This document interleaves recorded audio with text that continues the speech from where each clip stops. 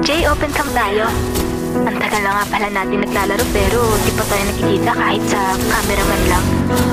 Ay, shy type ako eh. Tsaka na lang Kimiko. Ay, hindi ka ba komportable sa akin? Comfortable naman ako. Paso lang kasi hindi pa ako ready magpakita. Bakit naman? Wala akong confidence sa sarili ko eh. Ganun ba? Sige, okay lang naman. Sa susunod na lang tayo mag-open cam. Thank you for understanding, Kimiko. By the way, Jay, saan ka nga pala?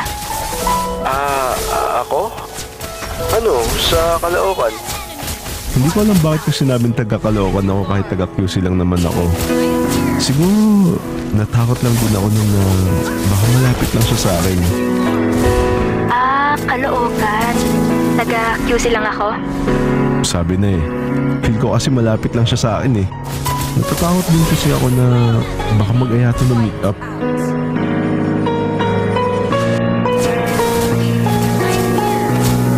Isang taon na kami ni Kimiko. At tsaka tapos lang ng quarantine kaya face-to-face na yung magiging klase. Hindi pa rin kami nagkikita ni Kimiko kahit open cam. Since lagi kong sinasabi na wala akong confidence at lagi niya yung mga naintindihan. Uy, face-to-face na rin ba kayo? Oo. Kayo? Oo, face-to-face na din. Baka maghanap ka ng kapalit ko pa face-to-face na Hindi never. Tsaka wala din ng confidence in person. Mostly mga kaibigan ko mga gamer lang din na lalaki. Sus, tuda ako dun. May magkakagusto sa'yong babae din in class. May magkagusto man or wala, ikaw lang ang gusto ko.